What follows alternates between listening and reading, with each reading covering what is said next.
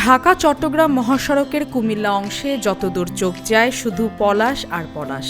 সড়কের ডিভাইডারে রোপণ করা গাছে গাছে ছেয়ে গেছে পলাশ ফুলে। রঙিন ফুলের মোহনীয় সৌন্দর্যে চোখ আটকে যাবে যে কারো। সড়ক বিভাগ বলছে পর্যায়ক্রমে গাছের সংখ্যা বাড়ানো হবে। যেসব স্থানে গাছ নষ্ট হয়ে গেছে সেসব স্থানে নতুন করে গাছ রোপণের সিদ্ধান্ত রয়েছে।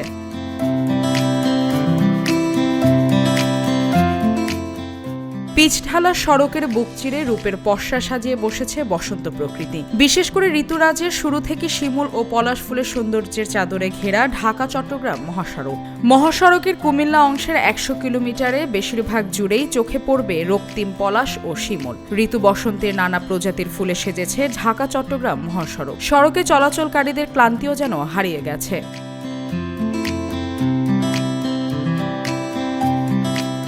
মুগ্ধতা ছড়ানো সড়ক ডিভাইডারে থাকা এসব ফুলের সৌন্দর্য দাউদকান্দি থেকে ফেনীর মোহাম্মদ আলী সড়ক পর্যন্ত কুমিল্লা অংশে অন্যরকম এক আবহ তৈরি করেছে।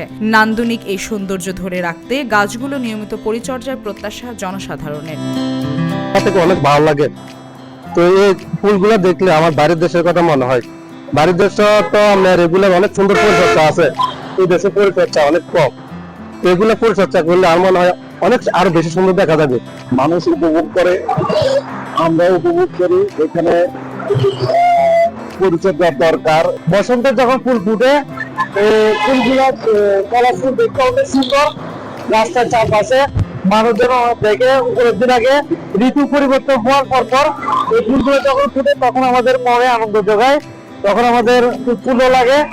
দিনে মহাসড়কের সৌন্দর্য বৃদ্ধি আর রাতে বিপরীতমুখী গাড়ির হেডলাইটের আলো নিয়ন্ত্রণ করে দুর্ঘটনা রোধেও ভূমিকা রাখছে গাছগুলো। সড়ক বিভাগ বলছে ঢাকা চট্টগ্রাম মহাসড়কে পর্যায়ক্রমে গাছের সংখ্যা বাড়ানো হবে।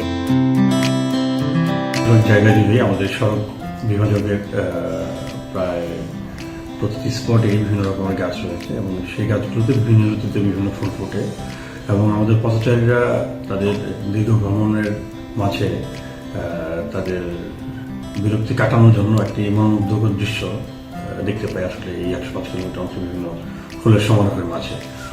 বসন্তের খুব পরিচিত মোহনীয় পলাশ একসময় গ্রামীণ জনপদ ও বাগানে অহরহ দেখা মিললেও কালের বিবর্তনে তা হারিয়ে যেতে বসেছে। প্রকৃতির সৌন্দর্যের এই বৃক্ষরোপণে সকলকে এগিয়ে আসার আহ্বান জানান বৃক্ষপ্রেমীরা। মালিহা চৌধুরী, আয়না টেলিভিশন।